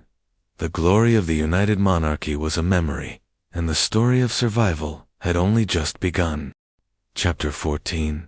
Prophets and Kings in the divided kingdom. After the kingdom split into Israel in the north and Judah in the south, life for the Hebrews entered a new and complicated chapter. On the surface, both kingdoms continued with kings, armies, and temples of worship. But underneath, tension brewed, both politically and spiritually. The great question of this era was not simply which king held power, but which people remained faithful to their covenant with God. In the north, King Jeroboam's decision to establish golden calves at Bethel and Dan was meant to keep his people from going to Jerusalem. But this act quickly spiraled into idolatry. Over time, Israel's kings followed the same pattern. They turned to the gods of Canaan, built high places for pagan rituals, and ignored the law of Moses.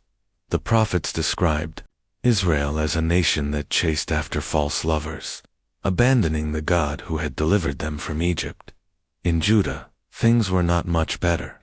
Some kings tried to remain loyal to the covenant, but others fell into the same traps of idolatry and corruption. The temple in Jerusalem remained a center of worship, but even there, the purity of faith was often compromised. The prophets warned repeatedly that ritual without justice, sacrifice without compassion, meant nothing. It was in this turbulent time that voices of fire and clarity rose. The prophets. They were not kings or priests, yet they spoke with an authority that could shake thrones. Their task was to remind the people of their true identity, a people chosen not for privilege, but for justice and mercy. One of the most famous prophets was Elijah. He confronted King Ahab of Israel and his queen, Jezebel, who promoted the worship of Baal. Elijah's courage reached its peak on Mount Carmel, where he challenged the prophets of Baal to a contest. Let the true God answer with fire. The story tells that while Baal's prophets cried out all day with no response, Elijah prayed a simple prayer, and fire fell from heaven, consuming the offering, the wood, and even the water around it. The people fell on their faces, declaring, "The Lord, He is God." But even such dramatic moments did not bring lasting change. Ahab and Jezebel continued in their corruption, and Elijah himself soon fled into the wilderness, weary and afraid. There, in a quiet moment, he heard not the thunder or fire of God, but a gentle whisper, a reminder that divine power often works, not through spectacle, but through persistence and faith. After Elijah came Elisha, who carried on his mission, with miracles of healing, provision, and even resurrection. These prophets reminded Israel that God's presence had not abandoned them, even in their disobedience. Yet their warnings grew sharper. If the people did not turn back, destruction would come. Meanwhile, in Judah, prophets such as Isaiah and Micah began to speak.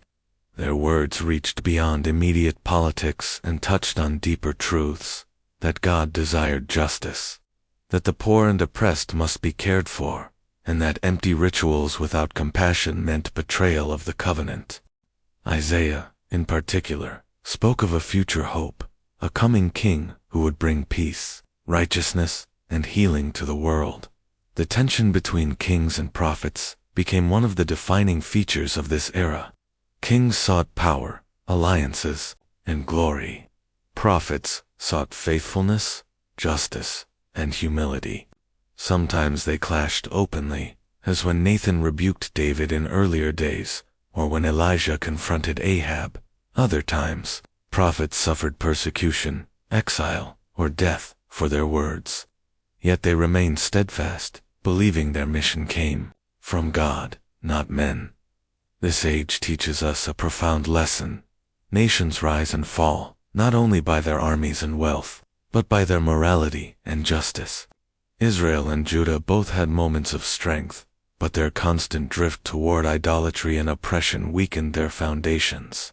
The prophets, though often ignored, were the true guardians of the covenant, holding up a mirror to the people and their leaders. As years passed, both kingdoms faced threats from powerful empires around them. Assyria loomed over Israel, Babylon over Judah.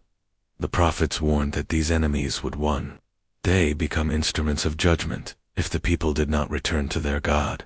Yet even in their warnings, there was always a thread of hope, a vision of restoration, of a faithful remnant, of a day when swords would be beaten into plowshares and nations would learn war no more. The divided kingdom was not just a story of politics. It was a spiritual struggle, a test of identity. Would the Hebrews remain faithful to their covenant? Or would they be swallowed by the cultures around them? That question would shape every step of their history from this point onward. Chapter 15. The Rise of Assyria and the Fall of Israel. As the divided kingdoms of Israel and Judah struggled with loyalty and faith, a powerful empire was rising in the northeast. This empire was Assyria, known for its military strength, brutal campaigns, and far-reaching ambitions. To the ancient Hebrews, Assyria was both a political threat and a looming shadow of divine judgment. Exactly as the prophets had warned, Israel, the northern kingdom, was especially vulnerable. Unlike Judah, which had Jerusalem and the temple as a central anchor, Israel often shifted from one leader to another, with frequent coups and unstable governments. Many of its kings ruled only for a short time before being overthrown. This instability weakened the nation, leaving it exposed to outside threats. The prophets, Amos, Hosea, and others spoke tirelessly to Israel about its corruption. They condemned the worship of idols, the oppression of the poor, and the empty sacrifices offered without sincerity. Hosea, in particular, used the image of a broken marriage to describe Israel's relationship with God. He said the people had been unfaithful, chasing after false gods, as though chasing after false lovers. His words were sharp, but they carried sorrow more than anger. Like a plea from a betrayed partner, Amos was equally direct. He told the people that their wealth, their festivals, and even their prayers meant nothing if they ignored justice. "Let justice roll down like waters," he declared, "and righteousness like a mighty stream." These words echoed far beyond his time, reminding people through the ages that true faith must always lead to justice and compassion. But Israel did not listen. Instead, its kings sought alliances with Egypt and other nations, hoping foreign powers would protect them. This choice not only angered Assyria, but it also showed Israel's lack of trust in the God who had once delivered them from mighty empires. The prophets warned that trusting in politics instead of faith would only bring destruction.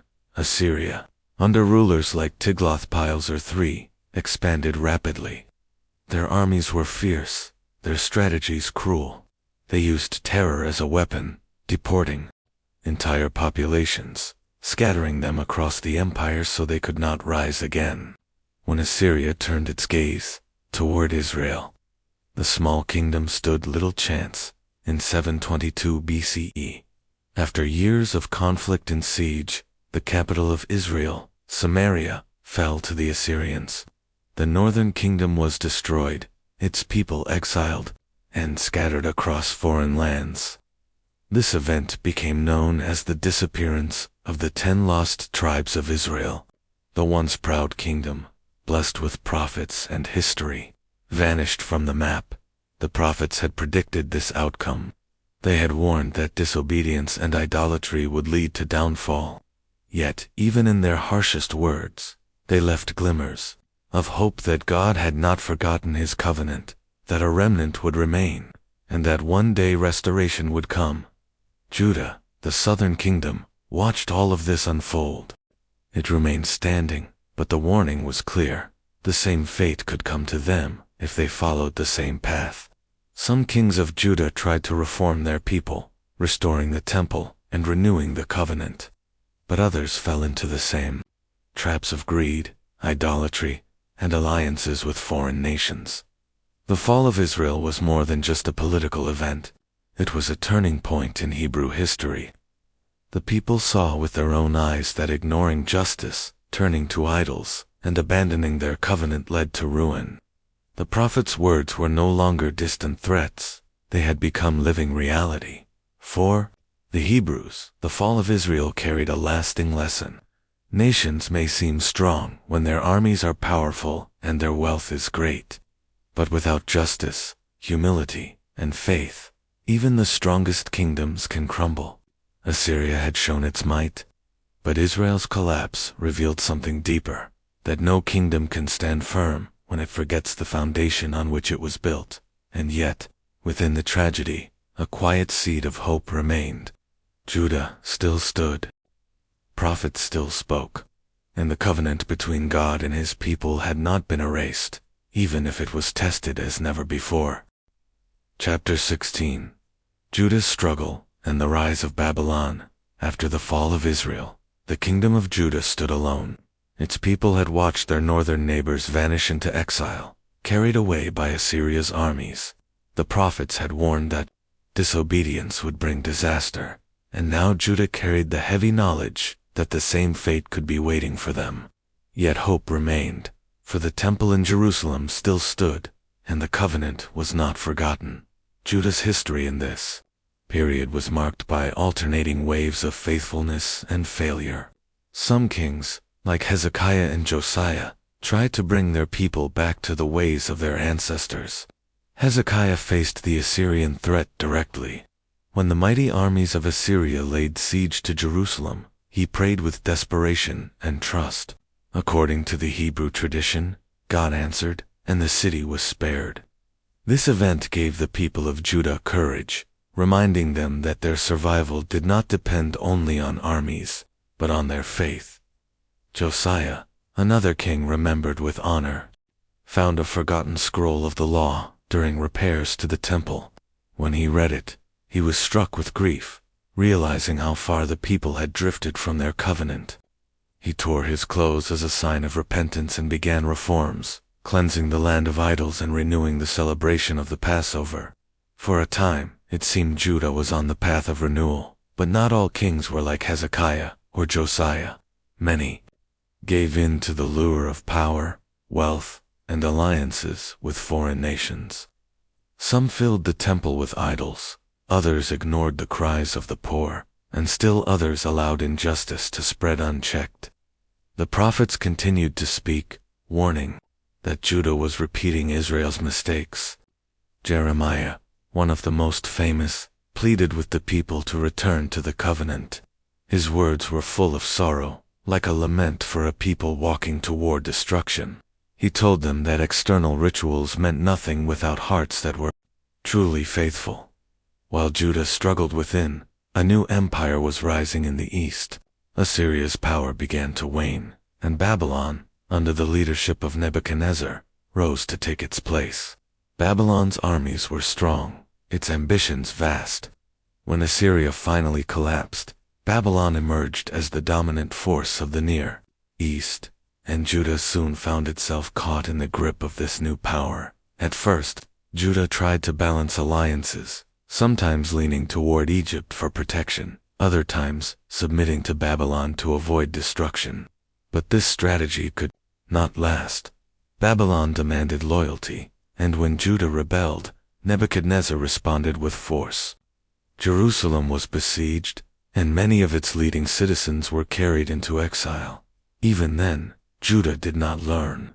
Rebellions continued, and Babylon grew less patient. Jeremiah, who lived through these turbulent times, warned that resistance would only bring greater ruin. He told the people that Babylon's dominance was part of God's plan, a time of discipline meant to turn their hearts back. Few wanted to believe him, and many saw him as a traitor for saying such things. Yet his warnings proved true. In 586 BCE, the moment of devastation arrived. Babylon's armies returned, this time determined to end Judah's resistance once and for all. Jerusalem was besieged again, its walls broken, and the temple, the very heart of Hebrew worship, was destroyed. The sacred vessels were taken.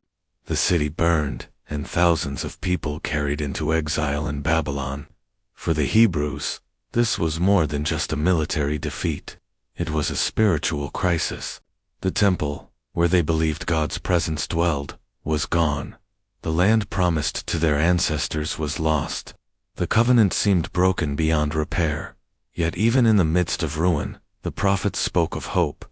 Jeremiah told the exiles that their story was not over.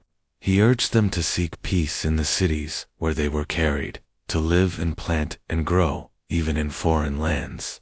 He reminded them that God's covenant was not bound by stone walls or city borders. Ezekiel, another prophet, had visions of God's presence, leaving the ruined temple, but traveling with the people into exile. His visions showed that God had not abandoned them. He was with them, even in Babylon. The fall of Judah marked the end of the kingdom, but not the end of the Hebrew people.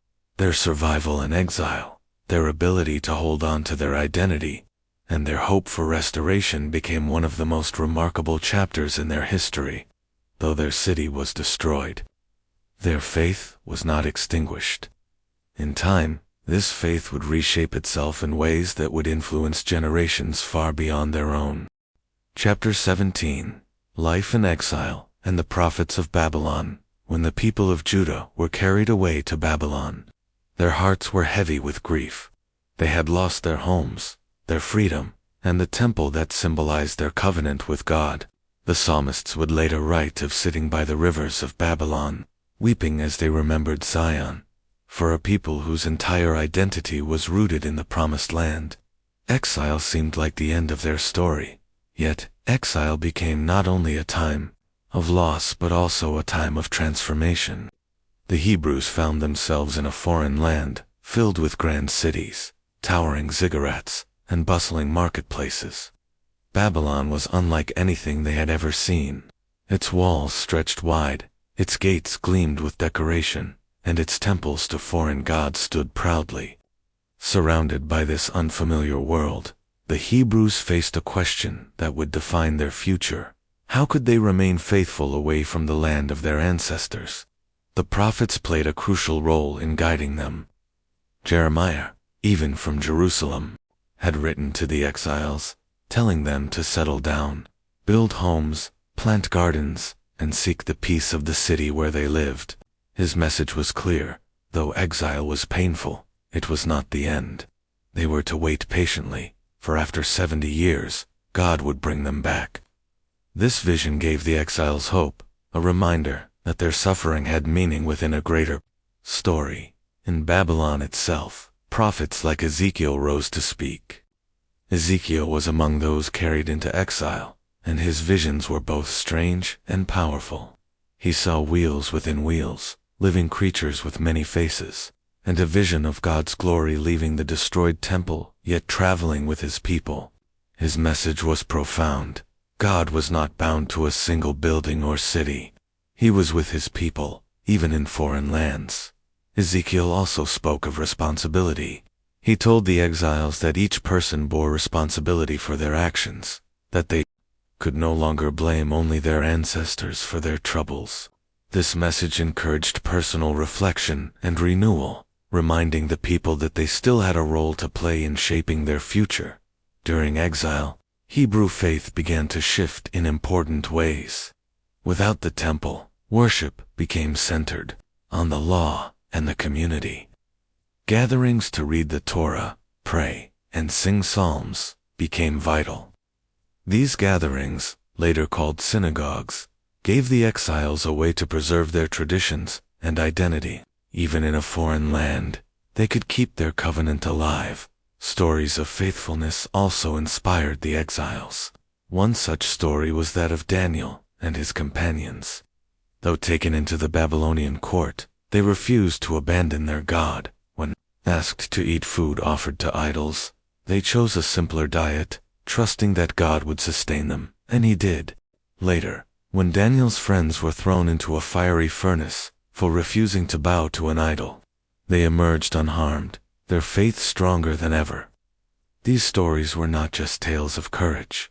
They were symbols of identity, reminding the exiles that faith could survive even under foreign rule. Life in Babylon was not easy, but it was not without opportunity. Many exiles learned new skills, adapted to urban life, and even rose to positions of influence. Some found ways to serve while maintaining their faith, proving that identity could endure in exile. Yet they never forgot Jerusalem.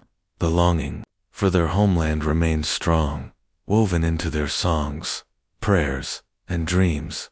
In time, the Babylonian Empire itself began to weaken. Just as Assyria had fallen, so too would Babylon.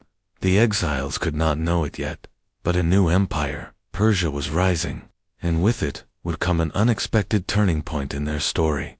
The years in Babylon shaped the Hebrews in ways that would last for centuries. Exile forced them to hold on to their faith without land or temple. It tested their resilience, yet it also gave them new ways to worship, new stories of courage, and a deeper understanding that their God was not limited by borders. Even in a strange land, the covenant lived on. Chapter 18.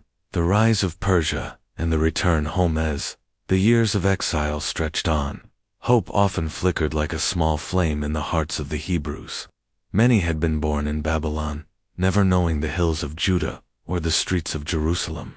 Yet the elders told stories of the homeland, of the temple's splendor, and of the covenant God had made with their ancestors. Babylon had become their reality, but Jerusalem remained their dream. Then, history shifted. A new power rose in the east, the Persian Empire.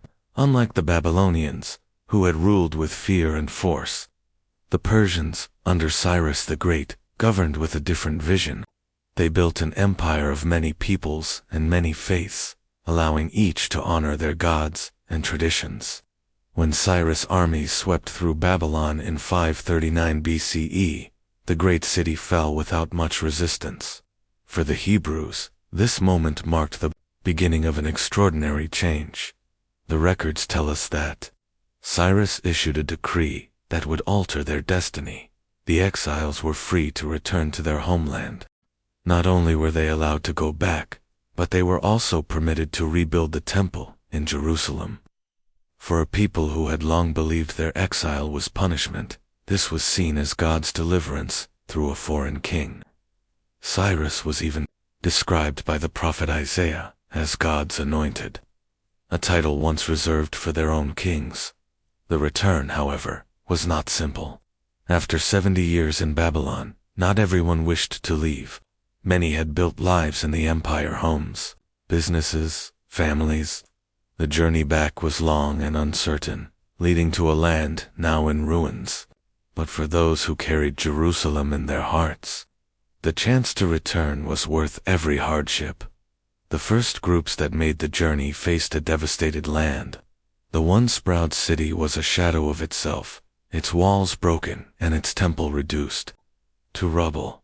Fields lay abandoned, villages were scattered, and the task of rebuilding seemed overwhelming. Yet, the returning exiles carried determination with them. Their faith had survived exile, and now it would guide the restoration. Under leaders like Zerubbabel, a descendant of David, and Joshua the high priest, the people began the work of rebuilding the temple. Stones were cleared, foundations laid, and prayers lifted. Yet their efforts faced resistance. Local inhabitants opposed the rebuilding. questioning the exiles' right to return and claiming the land as their own. Progress slowed, discouragement grew, and years passed with little accomplished. It was during this time that prophets, such as Haggai and Zechariah, spoke. They reminded the people not to lose hope, urging them to continue the work despite obstacles. Haggai's words were direct. "Is it time for you to live in paneled houses while this house lies in ruins?" His message rekindled determination, and slowly, the temple began to rise again. By 516 BCE. The second temple was completed. Though not as grand as Solomon's original, it stood as a powerful symbol. The covenant people were home, and worship of their God had been restored.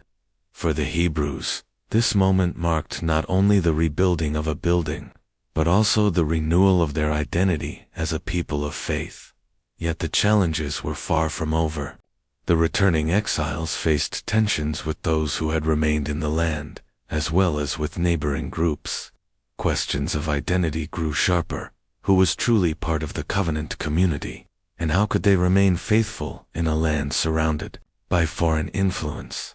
These questions would shape the years to come, leading to stricter observance of the law and new ways of defining their faith. But for now, there was joy. After generations of exile, the Hebrews had returned. The walls of Jerusalem would one day be rebuilt, the city would live again, and the people would learn that survival was not the end of their story. Restoration was. The rise of Persia had opened a door no one expected. Through Cyrus' decree, the exiles were given not only freedom but also purpose, to rebuild, to restore, and to remember. Their journey was far from finished, but the return home was a chapter filled with hope, renewal, and the promise that even after devastation, life could begin again. Chapter 19. Ezra, Nehemiah, and the rebuilding of identity. The return from Babylon was not the end of the Hebrews' struggles. It was only the beginning of a new chapter. The second temple stood, a symbol of faith restored, yet the community itself remained fragile. Life in Jerusalem was not easy. The city's walls still lay in ruins, leaving them vulnerable to attack. Fields were barren, trade routes disrupted, and the once thriving capital looked more like a scattered village than the city of David. Many wondered if the dream of restoration would ever truly be realized. Into this fragile moment stepped leaders, whose names would become central to the Hebrew story. Ezra and Nehemiah. Each played a different role, but together, they helped rebuild not just the city, but also the identity of the people. Ezra was a scribe and priest, deeply committed to the law of Moses. For him, survival as a people meant one thing above all: faithfulness to the covenant. He carried with him the scrolls of the Torah, the ancient laws that defined the Hebrews' relationship with their God. When he gathered the people in Jerusalem and read aloud from the law, it was as if the voice of their ancestors had come alive again. Families stood in the streets, listening for hours as the sacred words were spoken. Many wept openly, realizing how far they had strayed during years of exile. For Ezra, this moment was not only about remembering the law, but about binding the community together through obedience to it. Nehemiah, on the other hand, was a man of action. He had served in the Persian court as cupbearer to the king, a position of trust and influence. When he heard that Jerusalem's walls still lay in ruins, his heart broke. With the king's permission and resources, he returned to lead the effort of rebuilding. Nehemiah's leadership was marked by determination and courage. Despite opposition from surrounding peoples who mocked and threatened them, the Hebrews rebuilt the city's walls in just 52 days. With stone upon stone, the physical strength of Jerusalem was restored. Together, Ezra and Nehemiah addressed both the spiritual and practical needs of the people. Ezra reminded them who they were, a covenant people bound to their God. Nehemiah gave them security, ensuring that their city could stand once more. But the renewal went deeper than buildings or laws. The community began to wrestle with profound questions of identity. Who belonged to the covenant? How could they remain faithful in a world filled with foreign influences? The answers they found were strict, sometimes painful. Marriages with foreigners were dissolved. Boundaries were drawn sharply between those who followed the law and those who did not. For the Hebrews, these measures were not about hatred, but about survival.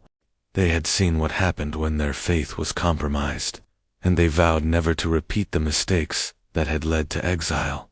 It was in this period that the Torah became the very center of their life.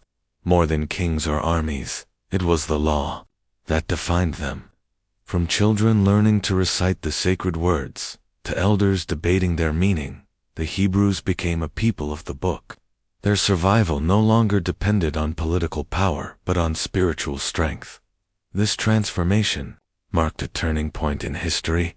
The Hebrews were no longer just a nation with a land and a temple. They were a community of faith bound together by scripture and tradition.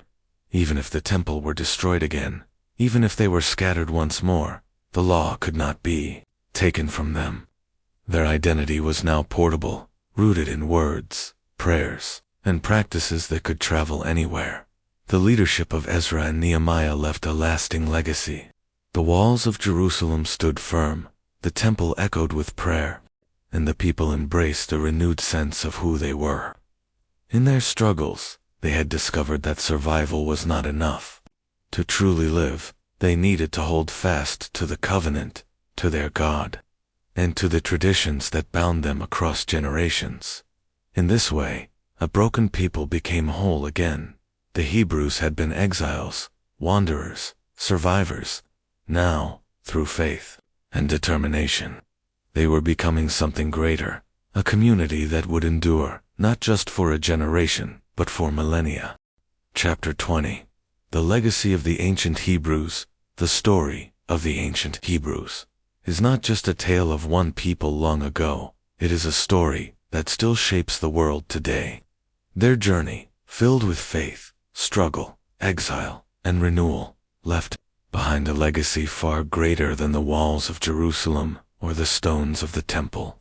It is a legacy written in ideas, in words, and in the enduring spirit of a people who refused to disappear. At the heart of that legacy is monotheism, the belief in one God. In a world where nations worshipped many gods tied to places, seasons, or natural forces, the Hebrews carried a different vision. One God, who ruled over all creation, who was not bound by temples or territories, and who demanded justice, mercy, and righteousness. This belief became the foundation not only of Judaism but also of Christianity and Islam, faiths that would shape the spiritual lives of billions. The Hebrews' devotion to their God created a ripple that continues to move through history. Equally enduring is their dedication to the written word. While many civilizations left behind monuments or empires, the Hebrews left behind scriptures, the Torah, the Psalms, the prophets. These texts were copied, memorized, debated, and cherished across generations. They carried the history of a people, but also the wisdom of humanity, songs of sorrow and hope, laws about justice and compassion, visions of peace and renewal. In these words, the Hebrews preserved their soul. Their story also speaks to resilience. Few peoples endured as much displacement, destruction, and exile, yet continued to hold fast to their identity. From the captivity in Babylon to the challenges under foreign rule, they adapted without losing their core. They became a people who could live anywhere, not because they abandoned their past, but because they carried it with them in memory, ritual, and faith. In this way, they survived when others vanished into history. The Hebrews also taught the world that history is more than kings and battles. Their scriptures give voice to prophets who challenged rulers, to poets who poured out grief, to ordinary families who longed for peace. They showed that a nation's true strength is not just measured in armies or wealth, but in its values, its justice, and its faithfulness. Even their struggles, exile, persecution, fear of assimilation, carry lessons for the present.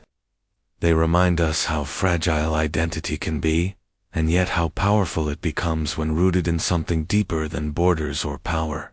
The Hebrews discovered that their strength did not lie in empires, but in covenant, not in conquest, but in community. As centuries passed, their influence spread far beyond their own people.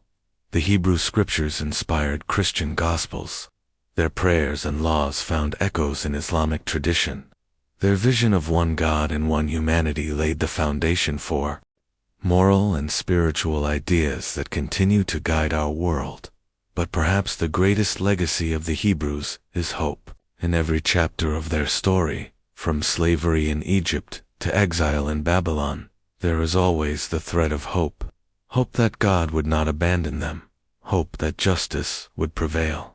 Hope that even in the darkest night, dawn would come. This hope carried them through centuries, and it continues to inspire those who read their story today. The Hebrews of the ancient world could never have imagined how far their influence would reach. They were a small people in a turbulent land, surrounded by mighty empires.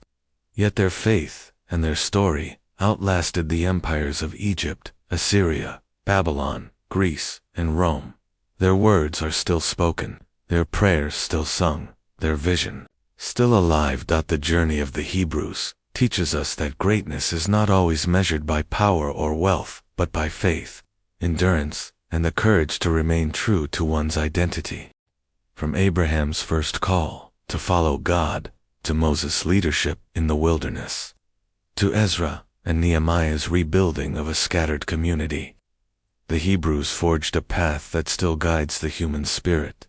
And so, as we close this story, we see that the Hebrews were not only people of their time, they were people for all time.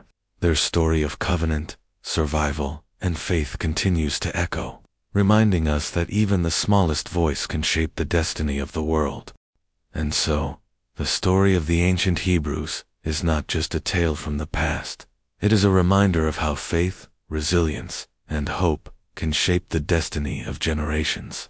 From deserts to kingdoms, from exile to return, their journey echoes through time, carrying lessons that still matter today. You've been watching Dark History, where the shadows of the past reveal the truths that shaped our world. If you enjoyed this journey and want to uncover more mysteries, more forgotten stories, and more powerful legacies, don't forget to subscribe and join me as we continue exploring the darker chapters of history together.